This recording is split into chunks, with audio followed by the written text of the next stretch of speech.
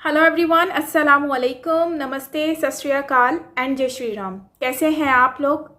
I hope आप लोग बिल्कुल ठीक होंगे और मैं भी बिल्कुल ठीक हूँ, एकदम बढ़िया। आज की वीडियो पे हम देखने वाले हैं। वीडियो है फ़लस्तीन blames India for supporting Israel at United State Nation. अच्छा, फ़लस्तीन यहाँ पर ब्लेम कर रहे हैं इंडिया को। तो चलते हैं, वीडियो देख लेते हैं। वर्ल्ड अफेयर की वीडियो है, लिंक डिस्क्रिप्शन में मिल जाएगा आपको इनका। एंड चलते हैं और देखते हैं कि वीडियो कैसी होती है। So let's start. एंड हाँ, मैंने अपना व्लॉग अपलोड कर दिया है साइमा पिरज़ादा व्लॉग के ऊपर। जस्ट अभी कुछ टाइम पहले अपलोड किया है। जाएं, वॉच करें और प्लीज़ मुझे ज़रूर बताएं कि आपको मेरा व्लॉग कैसा लगा, क्योंकि उसमें मैंने बहुत मेहनत की है, बहुत ज़बरदस्त व्लॉग बनाया है। बहुत अच्छी क्वालिटी का है, यकीनन आपको अच्छा लगेगा। एंड आप मुझे कमेंट करके ज़रूर उस पर बताएं कि आपको कैसा लगा। कमेंट में मैं पिन कर रही हूँ उसका लिंक, तो उसके थ्रू आप जाके वॉच कर सकते हो। सो चलते हैं वीडियो की तरफ।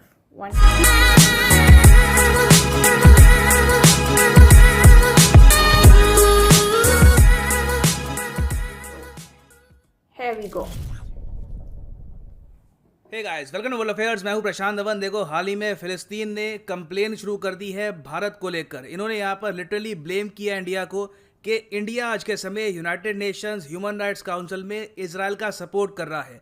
यहां पे आप देखोगे, द हिंदू का आर्टिकल है, Palestine flags India's abstention from UN human rights council vote. अब जो ये शब्द है ना, फ्ले का वैसे आप अगर देखो लिटरल मीनिंग होता है चमड़ी उधेड़ना, मगर यहाँ पे जो संदर्भ है इसमें हम कहेंगे कड़ी आलोचना करना। इन्होंने बढ़ चढ़ के क्रिटिसाइज किया इंडिया को, और ये यहाँ पर कहा है कि जो भारत का इंटरनेशनल सपोर्ट है इजराइल को, इसकी वजह से जो एक लड़ाई है ह्यूमन राइट्स के लिए, ये काफी हद तक दब जाती है। इन्होंने भारत की आलोचना करते हुए एक पूरी चिट्ठी लिखी है एस जयशंकर को, और यहाँ पर यह कहा है कि भारत की जो नीति है इजराइल को लेकर, इसकी वजह से फिलिस्तीन को काफी नुकसान भी हुआ है।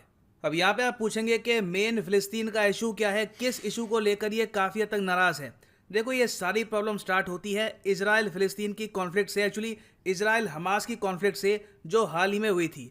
आपको पता होगा कि इजराइल की एयरफोर्स ने हैवी बॉम्बिंग करी है गाजा पट्टी की हाल ही में, कई लोग यहाँ पे मारे गए। अब इजराइल की बॉम्बिंग के बाद फिलिस्तीन के अलावा जो 57 ओआईसी कंट्रीज हैं, वेरियस और कंट्रीज, ये सब गए यूएन ह्यूमन राइट्स काउंसिल में।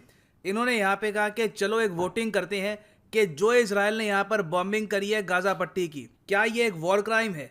क्या यहाँ पर इजराइल के against international court of justice में एक केस होना चाहिए? जो इनके आर्मी जनरल्स हैं, जो यहाँ पे इनके एयरफोर्स के लोग हैं, क्या इनके अगेंस्ट एक केस होना चाहिए? तो इस बात को लेकर यूनाइटेड नेशंस का जो ह्यूमन राइट्स काउंसिल है, वहां पे हुई वोटिंग।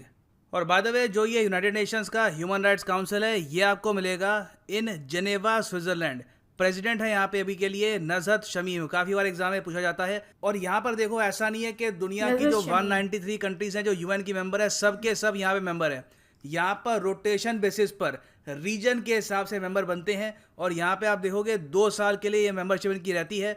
अभी के लिए जो करंट मेंबर्स हैं ये आपके सामने हैं, China, Nepal, India, Pakistan, Japan, जो भी यहाँ पे आपको देश दिख रहे हैं, ये हैं अभी के लिए यूएन ह्यूमन राइट्स काउंसिल के पार्ट। एक बात यहाँ पे नोट करना कि यूएसए आपको यहाँ पे दिखेगा नहीं। रीजन इसका ये है कि डोनाल्ड ट्रंप के अंडर यूएसए ने ये ह्यूमन राइट्स काउंसिल छोड़ दिया था, ये कहकर कि यहाँ पे पक्षपात होता है और सिर्फ ये लोग इजराइल को ही टारगेट करते हैं।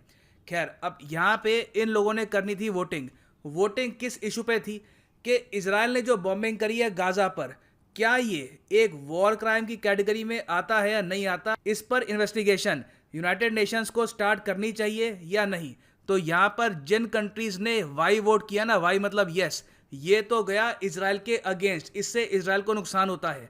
जिन कंट्रीज ने यहाँ पे नो वोट किया, एन का मतलब नो, इससे इजराइल का बचाव होता है। फिर जिन कंट्रीज ने यहाँ पर वोट ही नहीं किया, वहां पे लिखा होगा ए, फॉर एग्जाम्पल फ्रांस, इंडिया पे देखो इस इशू को लेकर बहुत प्रेशर था। हमने यहाँ पर फैसला ये लिया कि हम ना अभी के लिए फिलिस्तीन की साइड है, ना इजराइल की साइड है। मगर ओवरऑल आप अगर देखो तो 24 कंट्रीज ने इजराइल के विरोध में वोट किया है। तो जो ये रेजोल्यूशन है ये पास हो चुका है, और आज के समय यूनाइटेड नेशंस इन्वेस्टिगेशन कर रहा है कि इजराइल ने जो बॉम्बिंग करी है, क्या ये एक वॉर क्राइम की कैटेगरी में आता है या नहीं। और ऑब्वियस सी बात है, इजराइल इस सबसे बहुत गुस्सा है।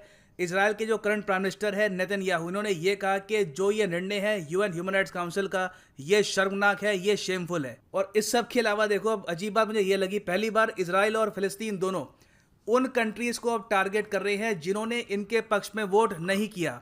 अब यहाँ पे आप देखोगे, ये आर्टिकल है कि इजराइल ने हाल ही में समन किया मैक्सिको के एम्बेसडर को और उनसे पूछा कि यूएन ह्यूमन राइट्स काउंसिल में हमारे अगेंस्ट वोटिंग क्यों करी, क्योंकि यहाँ पे आप अगर देखोगे तो मैक्सिको भी आज के समय मेंबर है यूएन ह्यूमन राइट्स काउंसिल का, और मैक्सिको के बहुत अच्छे रिलेशन है यूएसए के साथ। तब भी इन्होंने यहाँ पर वोट किया इजराइल के अगेंस्ट। इजराइल ने यहाँ पर पूछा मैक्सिको से, ना सिर्फ मैक्सिको से, बहुत से कंट्रीज से, फॉर एग्जांपल फिलीपींस, अर्जेंटीना। यहाँ पे आप देखोगे अर्जेंटीना के जो एम्बेसडर है उनको भी समन किया, पूछा कि हमारे खिलाफ वोट क्यों किया आपने। एक बात मुझे यहाँ पे काफ़ी अजीब लगी कि इवन दो रशिया और चाइना ने भी इजराइल के अगेंस्ट वोटिंग करी थी, इजराइल ने अभी तक डायरेक्टली इनसे कोई बातचीत नहीं करी। हम अगर इजराइल के पार्लियामेंट में जो कई इनके एमपीज हैं, उन्होंने ये कहा है कि वक्त आने पर ये रशिया और चाइना को भी नुकसान पहुंचाएंगे इस वोटिंग की वजह से। तो इजराइल देखो यहाँ पे ओपनली वार्निंग दे रहा है। अब फिलिस्तीन ने भी ये करना स्टार्ट कर दिया। फिलिस्तीन ने पहले यहाँ पर गुस्सा निकाला यूरोपियाई देशों पर। कई यूरोप के देश हैं जिन्होंने इजराइल का समर्थन किया। फॉर एग्जाम्पल यहाँ पे आप देखोगे ऑस्ट्रिया, फिर यहाँ पे जर्मनी है, उसके अलावा बल्गेरिया, यूनाइटेड किंगडम। तो फिलिस्तीन इन सब कंट्रीज को यहाँ पे ये कहता है आप यहाँ पे हमारे अगेंस्ट क्यों वोट कर रहे हो, इजराइल का समर्थन क्यों कर रहे हो, और इन कंट्रीज की काफी आलोचना करी ना। यहाँ तक ठीक है, जो आपके खिलाफ वोट करे, जो आपके लिए वोट करे, वहां तक ठीक है। अब इंडिया तो यहाँ पर न्यूट्रल हो गया था, मगर फिलिस्तीन इस बात से भी नाखुश है। इन्होंने यहाँ पर यह कहा कि इंडिया के पास अपॉर्चुनिटी थी कि पूरी दुनिया के साथ मिलकर यहाँ पे इजराइल की निंदा कर सकते थे, इजराइल के अगेंस्ट वोट कर सकते थे, मगर इंडिया ने यहाँ पर नहीं वोट किया इस क्रूशल मोमेंट में। फिलिस्तीन यहाँ पे मान के चल रहा है कि इंडिया का एब्सटेन करना एक्चुअली इजराइल की जीत है, क्योंकि हिस्टोरिकली इंडिया ने हमेशा से सपोर्ट किया फिलिस्तीन के कॉज को। तो इसलिए फिलिस्तीन यहाँ पर कह रहा है कि हम चिंतित हैं आपके स्टांस को लेकर, हम अपना जो कंसर्न है ये एक्सप्रेस करना चाहते हैं आपकी पोजीशन को लेकर at the UN human rights council, और हम चाहते हैं कि भविष्य में अगर कोई ऐसी वोटिंग होती है तो वहां पे आप सपोर्ट करो ह्यूमन राइट्स को, फ्रीडम को, और इजराइल के अगेंस्ट वोट करो। अब ये सब देख के काफ़ी हद तक जो इंडिया के डिप्लोमेट्स हैं वो भी शॉक्ड है। आई एम श्योर इंडिया के काफ़ी लोग भी शॉक्ड होंगे, क्योंकि आप अगर किसी के अगेंस्ट वोट करो तो हो सकता है कि वो कंप्लेन करे, आप वोट ही ना करो तो भी कोई कंप्लेन करे और ये कहे कि आपको हमेशा हमारे पक्ष में वोट करना ही है। ये तो ठीक नहीं है, ये तो गलत है। मैं जानना चाहूँगा यहाँ पे आपका ओपिनियन कि क्या आप मानते हैं कि फिलिस्तीन का यहाँ पर इंडिया को ब्लेम करना ठीक है, या फिर इंडिया ने जब एब्सटेन कर दिया, इंडिया न्यूट्रल हो गया, उस पोजीशन पर इंडिया की आलोचना नहीं की जा सकती? लिखिएगा इसके बारे में कमेंट सेक्शन में। और बाय द वे मैं आपको ये बता दूं कि इंडिया आज भी एक काफ़ी बड़ा सपोर्टर है फिलिस्तीन का।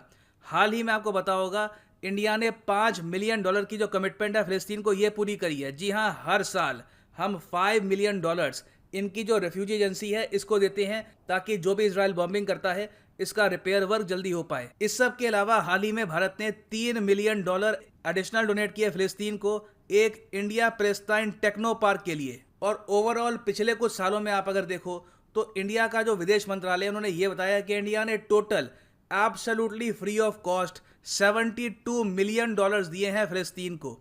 ये कोई लोन नहीं है, दिस इज ग्रांट, ये टाइप का गिफ्ट है, जो पैसा हमको वापस नहीं आएगा ना। ये सब करने के बावजूद फिलिस्तीन ओपनली भारत की आलोचना कर रहा है। इवन दो इंडिया ने हाल ही में ये स्टेटमेंट भी दी कि जेरूसलम के वायलेंस को लेकर हम काफ़ी हद तक कंसर्न्ड है। तो मेरे हिसाब से देखो, आज के समय भारत को सोचना होगा कि लॉन्ग टर्म में जो हमारी पोजीशन है रिगार्डिंग फिलिस्तीन, क्या ये ठीक है? क्योंकि लगता नहीं है कि ये लोग अप्रिशिएट करते हैं भारत की सपोर्ट। ये लोग आज के समय चाहते हैं कि इंडिया बस कंप्लीटली टर्की की तरह, पाकिस्तान की तरह, ईरान की तरह एंटी इजराइल होकर उनकी आलोचना करे, जबकि इनको समझना चाहिए कि हमारे भी इंटरेस्ट हैं इजराइल में, हमें उनसे वेपन्स परचेज करने हैं, हम उनके साथ टेक्नोलॉजी में कोऑपरेशन करते हैं, in agriculture, innovation, education, medical science, various fields में। तो वो सब छोड़कर हम लोग भी पाकिस्तान की तरह अपने पासपोर्ट में नॉट फॉर इजराइल ये सब नहीं ले सकते। हमारी विदेश नीति काफ़ी हद तक प्रैग्मेटिक है। और मैं आपको ये बता दूं कि इंडिया फिलिस्तीन के रिलेशंस में ये एक टर्निंग पॉइंट भी साबित हो सकता है, जहां पर इंडियन डिप्लोमेट सोचे कि इनके लिए तो जो कर लो वो कम है, इन्होंने कंप्लेन तब भी करनी है। और कश्मीर के इशू को लेकर जिस तरीके से इजराइल समर्थन करता है इंडिया का, फिलिस्तीन ने कब किया था? ये तो ऑल टुगेदर उस पर कॉमेंट नहीं करते। अभी के लिए फ़िलिस्तीन यही कहता है कि शुक्र करो, हम टर्की की तरह, मलेशिया की तरह, ईरान की तरह कश्मीर के इशू पर कमेंट नहीं करते। तो अगेन यहाँ पे हमको सोचना होगा कि जो हम पैसे यहाँ पे दे रहे हैं, जो हम सपोर्ट दे रहे हैं, क्या उसके हिसाब से डिप्लोमेटिक सपोर्ट हमें वापस मिल रहा है या फिर सिर्फ हमारी आलोचना ही हो रही है। और हाँ, कई लोग लिखते हैं कमेंट सेक्शन में कि जो वीडियो की नोटिफिकेशन है ये टाइम से आती नहीं है। देखो, अगर आपको वीडियो की नोटिफिकेशन चाहिए टाइम से, हमेशा मुझसे कनेक्टेड रहना है, तो टेलीग्राम चैनल को ज्वाइन करिए। टेलीग्राम ऐप है, इसको डाउनलोड आप कर सकते हैं फ्रॉम गूगल प्ले स्टोर। यहाँ पे सर्च करो @धवन सर, बस आपको ये लिखना है यहाँ पर, और ये जो चैनल है इसको ज्वाइन कर लो। यहाँ पे ऑलरेडी 1,90,000 लोग ज्वाइन कर चुके हैं। Best way to get notification of world affairs video every single day, join the telegram channel. और अनअकैडमी के क्वालिटी कोर्सेज आप अगर परचेज करना चाहते हैं किसी भी एग्जाम के लिए, चाहे यूपीएससी हो, IIT, NEET, any examination, simply जाओ unacademy.com पे, चूज करो अपना एग्जाम। फॉर एग्जांपल इस केस में यूपीएससी, CSE, गेट सब्सक्रिप्शन पे यहाँ पे जाओ और यहाँ पे आप परचेज कर सकते हो प्लस या फिर आइकॉनिक कोर्स। आइकॉनिक कोर्स में देखो फ़ायदा आपको ये मिलेगा कि पूरा सिलेबस तो कवर होगा ही, उसी के साथ साथ आपको मिलेगा एक पर्सनल कोच। पर्सनल कोच सारे कोर्स के दौरान इंश्योर करेगा कि आप डेडिकेशन के साथ, मोटिवेशन के साथ ये कोर्स फॉलो करें और रेगुलरली स्टडी करते रहें। ये कोर्स पर मंथ आपको पड़ेगा 12 महीने के प्रोग्राम में 6,208 रुपीज़ का, मगर ये प्राइस कभी भी पे मत कर देना। यूज़ करिए यहाँ पे प्रोमो कोड PD10 और प्राइसेस यहाँ पे गिर जाएंगे। द प्राइसेस विल फॉल, सिर्फ 5,588 रुपीज़ पर मंथ में आप प्रिपेयर कर सकते हैं यूपीएससी, CSE के लिए, घर से, ऑफिस से, from wherever you want. और ये लेक्चर आप फ़ोन पे, टैबलेट पे, कंप्यूटर पे कहीं भी देख पाएंगे। So use the code PD10 and save money. इसी नोट के साथ ये है वीडियो का अंत। Thank you for listening and as always God bless you all. So guys, ये वीडियो है जिसमें बात की जा रही है अबाउट इज़राइल, फ़लस्तीन एंड इंडिया। तो सबसे पहले तो मैं आपसे कह दूं कि इन्होंने टेलीग्राम की बात की है, तो टेलीग्राम का चैनल जो है उससे ये होता है कि आपको बहुत इजीली नोटिफिकेशंस मिल जाते हैं। सम टाइम ऐसा होता है और मोस्टली मेरे साथ ऐसा होता है कि मेरी वीडियोस के नोटिफिकेशन बहुत लेट जाते हैं या जाते ही नहीं हैं या बहुत कम जाते हैं। तो उसके लिए मेरा भी टेलीग्राम का चैनल है जिस पे आप साइमा पीरज़ादा लिखेंगे, साइमा पीरज़ादा रिएक्शन, तो उसमें आ जाएगा, आपको मिल जाएगा मेरा चैनल। वहाँ से आपको हर वीडियो का लिंक जो है वो मिलता रहेगा, तो आप वहाँ से मुझे फॉलो कर सकते हो। तो इससे यह है कि हम कनेक्टिविटी हमारी बनती रहेगी। और इन फ्यूचर अगर जैसे कोई इश्यूज़ हो जाते हैं अकॉर्डिंग टू चैनल या फिर कुछ भी ऐसा जिससे हम कनेक्ट नहीं हो पाते ऑन यूट्यूब, सो हम उस टेलीग्राम के थ्रू आप लोगों से कनेक्ट होकर आपसे शेयर कर सकते हैं बहुत कुछ regarding channel and videos and everything. So वहाँ पर मेक श्योर कर लें कि आप फॉलो कर लें। एनीवेज, सेकंड बात करते हैं टॉपिक के ऊपर। तो टॉपिक में ये है कि फ़लस्तीन को जब भारत इतना सपोर्ट करता है, भारत ने विदाउट रिटर्न वो भारत उनको इतना मिलियन में दे रहा है, डॉलर में, तो फ़िलिस्तीन को सबसे पहले तो ये माइंड में रखना चाहिए कि ये लोग हमें दे रहे हैं और इनकी हमें मतलब कि बोलने से पहले ना हमें सोचना चाहिए, जो कि ये लोग नहीं कर रहे। और दूसरा, आप भारत ने स्टार्टिंग में ही कहा था कि हम विरोध करते हैं इस चीज़ पर कि वो फ़िलिस्तीन के ऊपर जुल्म कर रहे हैं। तो इज़राइल के ख़िलाफ़ भारत ने बोला था और भारत के साथ साथ जो है वो फ़िलिस्तीन को उन्होंने सपोर्ट किया था UN में। अब जो है, अब जब उन्होंने न्यूट्रल जो है वो अपना पॉइंट ऑफ व्यू दिया है कि हम ना तो इज़राइल की तरफ है ना ही फ़िलिस्तीन की तरफ है, तो यहाँ पर मुझे नहीं लगता कि फ़िलिस्तीन को कुछ बोलना चाहिए भारत के अगेंस्ट, क्योंकि भारत ने जो किया वो अपना, उनका एक राइट था उनको बोलने का। और बिल्कुल मेरे अकॉर्डिंगली बिल्कुल ये अच्छा फ़ैसला था कि ना तो वो उनकी तरफ है ना हम वो उनकी तरफ हैं, क्योंकि भारत को इज़राइल से फ़ायदा होता है और वो उसको सपोर्ट करके उनको मतलब कि सपोर्ट ना करके उनके ख़िलाफ़ बोलकर अपने आप को कहीं ना कहीं वो अपने लिए नुकसान पहुंचाता है। और आजकल के दौर में पॉलिटिक्स में अपने फ़ायदे को लोग देखते हैं और बाकी सारी चीज़ें वो साइड पे छोड़ देते हैं, और ये सबको ही पता है इस चीज़ की रियलिटी। तो ये लोग अगर ये सोच रहे हैं कि भारत अपना नुकसान करके वो फ़लस्तीन के लिए सोचे, तो फिर तो ऐसा कभी नहीं होगा। भारत को जाहिर सी बात है वो अपना फ़ायदा ही सोचेगा। उनको इक्विपमेंट्स चाहिए डिफेंस के लिए और भी बहुत सारी चीज़ों के लिए उनको चीज़ें लेनी होती हैं, देनी होती हैं, तो वो अपना रिलेशन ख़राब नहीं कर सकते इसराइल के साथ। एंड फ़लस्तीन का यह है कि फ़लस्तीन की वो हेल्प कर रहे हैं जबकि वो फ़लस्तीन से कुछ ले भी नहीं रहे। तो अब इनको क्या इशू हो रहा है कि वो इस न्यूट्रल जो स्टेटमेंट है उस पर भी ये लोग इतना इशू क्रिएट कर रहे हैं या ब्लेम कर रहे हैं। इससे ये क्या होगा, इससे भारत के साथ इनके रिलेशन ख़राब होंगे फ़लस्तीन के। फिर भारत के दिल में ख़राब मतलब आएगी कि यार देखो हम इतना कर रहे हैं फिर भी ये लोग हमारे ख़िलाफ़ बात कर रहे हैं। तो ये होता है अपने पाँव पे मारना कुल्हाड़ी। तो ये लोग क्या कर रहे हैं, ये फ़लस्तीन वाले अपने पाँव पे मार रहे हैं कुल्हाड़ी, और हम लोग जो भारत है, भारत को ब्लेम करके ये लोग कोई फ़ायदा नहीं हो रहा है इनको। देखो इनको मिल रहा है, चुप करके बैठे रहे। अगर नहीं मिल रहा होता तो फिर ब्लेम करते, समझ भी आता। तो भारत ने यहाँ पर बहुत समझदारी के साथ फैसला किया। लेकिन अगर फ़लस्तीन की बात करें तो वो बच्चों वाली हरकतें कर दी इन्होंने ब्लेम कर कर, जबकि यहाँ पर कोई पॉइंट उठता ही नहीं था। तो बाकी यही कहूँगी कि अब अगर ये वाकई में जैसे प्रशांत सर ने कहा कि पाकिस्तान, तुर्की और दूसरी कंट्रीज़ की तरह अगर ये चाह रहे हैं कि भारत भी इनको फुली सपोर्ट करे, तो ये भारत बेसिकली जहाँ तक मैंने आइडिया लगाया वो अपनी इकनॉमी को देखते हैं, वो अपनी हर उस चीज़ को देखते हैं जिससे उनको फ़ायदा भी हो सके। ऐसा तो नहीं है कि वो अपने आप को नुकसान में डालकर और फिर दूसरों को सपोर्ट करें। अब इतना भी गहरी दोस्ती तो होगी नहीं यकीनन। अब पाकिस्तान और दूसरी कंट्रीज़ का यह है कि चलो वो लोग कर देते हैं, तो आज उनकी हालत भी तो फिर वैसी ही हो रही है ना, फुली सपोर्ट करके।